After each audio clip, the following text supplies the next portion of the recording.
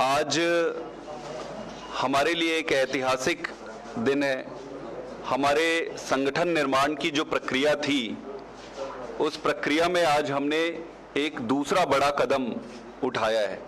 पिछली बार जब हम आए थे तो स्टेट लेवल के ऑफिस बेरर की घोषणा हमने की थी और उनकी शपथ ग्रहण समारोह हुए थे। उसके बाद लगभग 15-20 दिन के बाद आज फिर हम मिल रहे हैं। आज हमारा संगठन ब्लॉक लेवल तक पहुंच गया है और जब मैं ब्लॉक कह रहा हूं इसका मतलब ये है कि हर विधानसभा में 4 ब्लॉक प्रेसिडेंट है। तो ब्लॉक लेवल तक पहुंच चुका है संगठन।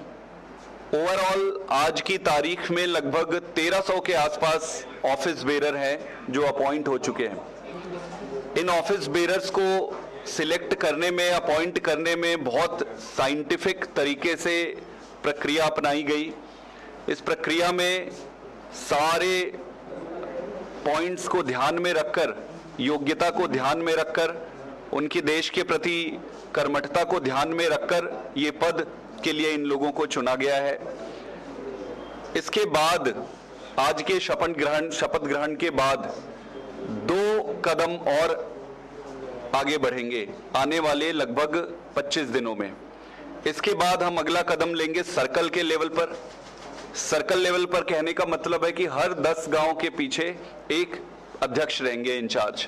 और उसके बाद अगला और अंतिम कदम जो रहेगा, अंतिम पड़ाव जो रहेगा, वो विलेज लेवल पर और वार्ड लेवल पे रहेगा, जिसमें फिर हम हर विलेज में लगभग 10 लोगों की कमेटी बनाएंगे और हर वार्ड में 10 हमारे वॉलंटियर्स की कमेटी बनेगी।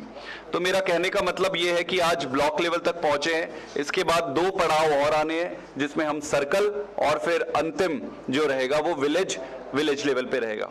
जो विलेज लेवल पे हमारी कमेटियां बनेंगी वही फिर बूथ लेवल पे अंत में ट्रांसलेट हो जाएगी। ओवरऑल आपसे हमारी जब बातचीत शुरू हुई थी, आप में से बहुत सारे लोगों ने प्रश्न पूछा था कि आपका संगठन नहीं है, आपके पास अभी संगठन नहीं है, कैसे चुनाव लड़ेंगे आप। तो मैंने आपको आश्वस्त किया था कि आप निश्चिंत रहिए, आम आदमी पार्टी का इतना सपोर्ट बेस है, लोग इतना प्यार करते हैं कि संगठन वैज्ञानिक पद्धति से, वैज्ञानिक तरीके से धीरे धीरे हम बनाते जाएंगे। दूसरी पार्टियों में संगठन कैसे बनता है? दूसरी पार्टियों में बनता है कि ये अगर उसके जान पहचान का है तो उसको वो फलाने पद दे दो, वो उसके जान पहचान का है तो उसको वो पद दे दो। वो यहां पर नहीं होता है। यहां पे पद को कमाया जाता है अपनी लगन से, अपनी शक्ति से, अपनी श्रद्धा से। तो इस तरीके से संगठन की दृष्टि से आम आदमी पार्टी पूरी तरह तैयार हो चुकी है। अगले 1-2 कदम और बढ़ेंगे, उसके बाद पूरी तरह तैयार हो जाएगी।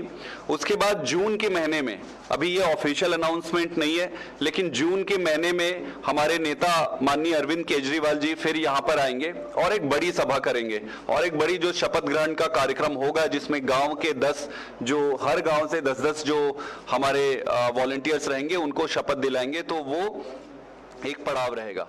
उसके बाद फिर हमारे कैंपेन शुरू होंगे, एक एक मुद्दे को लेकर जनता तक जाएंगे, एक एक गांव में जाएंगे और हम अपनी तरफ से पूरी मेहनत करेंगे। हमारे पास रिसोर्स की कमी है, लेकिन हमारे पास जज्बा की कमी नहीं है, हमारे पास मर मिटने वाले वॉलंटियरों की कमी नहीं है। तो हम जी जान लगा देंगे इस चुनाव में। आने वाला चुनाव राजस्थान के लिए एक ऐतिहासिक चुनाव होने वाला है। अभी तक ये दोनों पार्टियां आपस में खो-खो खेलते थे, अभी आपस में सेटिंग करके जिसकी जो मर्जी थी ये कर लेते थे। इस बार इनके खो-खो का जो सीक्वेंस है उसको आम आदमी पार्टी खराब करेगी। ओवरऑल अगर मैं देखूं तो पंजाब में जिस तरीके से आम आदमी पार्टी की सरकार काम कर रही है, सारे वादे जो आम आदमी पार्टी ने किए थे वो एक एक करके सरकार पहले दिन से ही उठाना शुरू कर देती है। जैसे बिजली माफ का जो वादा था वो सरकार बनने के कुछ दिन बाद ही हमने लागू कर दिए थे। उसके बाद धीरे से हमने अगला कदम उठाया स्कूल और हॉस्पिटल पे, गुड गवर्नेंस पे। सारे वादे जो सरकार ने किए थे, क्योंकि गुड गवर्नेंस आप एक दिन में नहीं ला सकते, एक दिन में आप फंडामेंटल चेंजेस ला ही नहीं सकते, इसमें 5 साल लगते हैं, 10 साल लगते हैं। ये एक नियत होती है। इसका ये दर्शाता है कि आप चुनाव लड़ते और जीतते सिर्फ सत्ता को भोगने के लिए नहीं करते हो, आप जनता की सेवा के लिए करते हो। इसीलिए आप पहले दिन से ही सही मुद्दों पर लग के काम करते हो। मुझे दुख होता है, किसी पार्टी से हमें कोई विरोध नहीं है, हम सकारात्मक राजनीति करने आए, लेकिन जब मैं ये देखता हूं कि 4 साल तक ये सोते रहते हैं, 4 साल बाद इनकी निद्रा टूटती है और 4 साल बाद फिर ये ऐसे ऐसी घोषणाएं, ऐसे ऐसे वादे करते हैं जिसे इनको लगता है कि जनता अब इनके झांसे में आ जाएगी, फिर से सत्ता पे काबिज होया जाए और फिर से सत्ता का भोग किया जाए। ये इनके इन प्रकारेण सारी बाकी की पार्टियों का एक ही मकसद रह गया है कि कैसे सत्ता को हथियाया जाए।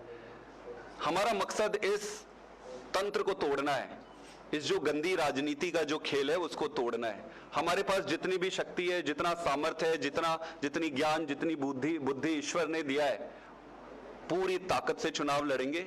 जनता का प्यार है, जनता का साथ है और मैं आपको आश्वस्त करता हूं, राजस्थान की जनता को, कि आपका अगर प्यार रहा तो आपके दिए सहयोग और प्यार को हम खराब होने नहीं देंगे। हम